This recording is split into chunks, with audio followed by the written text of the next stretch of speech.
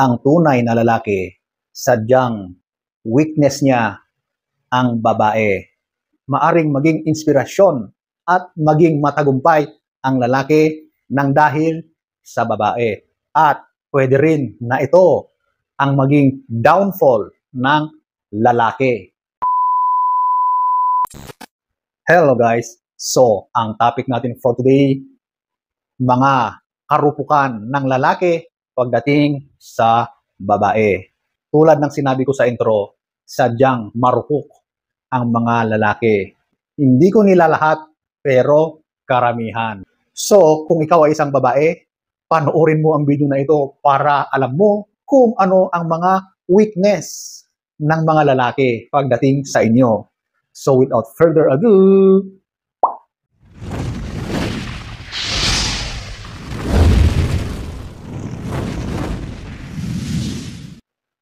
ating aalamin ang mga karupukan ng lalaki pagdating sa girls. Number 1, ito, yung kaakit-akit na katawan.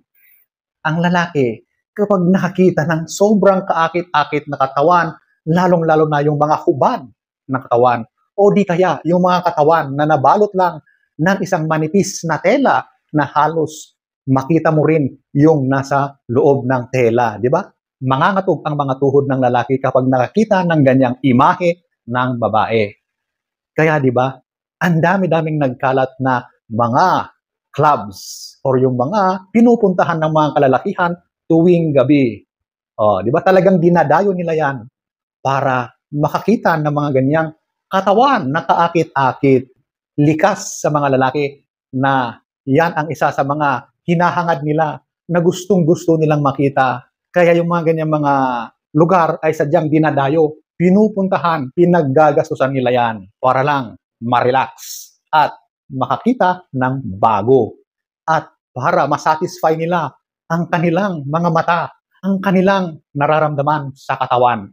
Ganyan po ang isa sa sobrang karupukan ng mga lalaki sa babae, ang kaakit-akit na katawan, ang hubad na katawan ng babae. Number 1. Number 2, ito, yung SEX or talik. Yan ang pinaka-weakness ng lalaki kapag inilantad mo or nag-offer ka sa kanya ng talik. Alam nyo, marami ang nasisira dahil sa bagay na yan. Di ba? Yung downfall of men kadalasan ay dahil sa ganitong bagay, yung talik na yan. Di ba? Kaya pag nakita mo yung history ng mga kilala at sikat na mga lalaki nung mga unang panahon, sila ay nadaig or sila ay bumagsak dahil lang sa babae, dahil sa SEX, di ba? So, hanggang sa mga panahon na ito, ganyan pa rin, walang nagbago. Kung gusto mong tuksuhin ang isang lalaki, offeran mo lang ng ganyang bagay at sigurado mahihirapan siyang tumanggi. So, yan ang isa sa sobrang karupukan ng mga boys, ang bagay na yan. Number 2. Number 3, ito. Similar ito doon sa number 1. So, ito ay sexy at magandang mukha.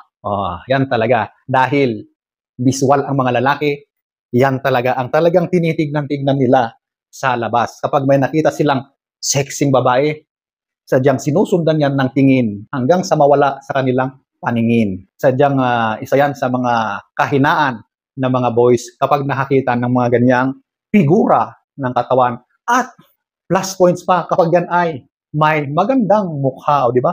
Perfect package na yan, ika nga. Yan ang isa sa sobrang karupukan ng mga boys, yung sadyang magandang hubog ng katawan at ang magandang mukha. Number 3. Number 4, ito, yung madaling matukso. Tukso, layuan mo ako. Please. Di ba? Alam niyo ang mga lalaki, talagang napakadali lang matukso yan. Kapag pinainan mo yan ng katawan ng babae, naku, hindi na yan makakatanggi. Yan ay mangangatog. Yan ay maglalaway.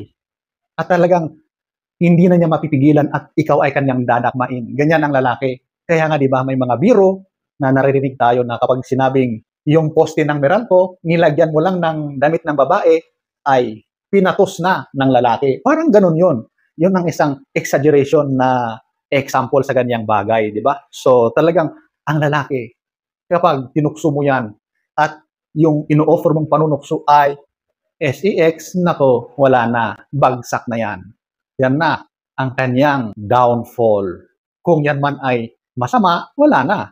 Napainan mo na ang lalaki na yan. Napakadaling matukso ang mga lalaki. Number 4. Number 5. Ito yung madalas ginagawa ng lalaki. Yung sadyang hindi mapigilan ang lumingon. Ano ba ang nililingon niya? Yan ay kapag nakakita ng magandang babae. Kapag nakakita ng sexing babae. Talagang ang lalaki, mapapalingon at mapapalingon yan. Hindi niya mapigilan. Kasi weakness nila yan eh. Kahit kasama niya ang kanyang partner, papasimple pa rin yan. Matik na. Alam na nila ang kanilang gawin. Kaya yung mga lalaki, kapag ganyan ay talagang sobrang pasimple na. Hindi mapigilan ang lumingon kapag nakakita ng kaakit-akit na babae. So, ayan po, ang number 5. Number 6, ito naman ay ang pagluha. Kapag nakita nila na ang babae ay sadyang lumuluha, sadyang nagtatangis, malungkot, kapag nakita ng lalaki yan, wala na. Ang lalaki ay biglang lumalambot. Ibig sabihin, kahit may kasalanan yung babae sa kanya, kapag umiyak na yan sa harap niya, wala na, iniyakan lang. Bumigay na ang lalaki. Kasi ang lalaki, ayaw na ayaw niya nakakakita ng babae na umiiyak. Kasi ang mga lalaki, sadyang mga protector yan, nasa DNA ng lalaki ang maging protector. So, yung babae, di ba, dapat siya ang nagpro-protect sa babae. Kaya kapag nakakita siya ng babaeng umiiyak, wala na yan. Magiging mamon ulit yung kanyang puso dahil isa yan sa weakness ng mga boys. Of course, hindi ko nila lahat, pero majority ay ganyan. So ayan po, ang isa sa kahinaan or karupukan ng mga lalaki, ang nakikita ng babaeng lumuluha. Number 6.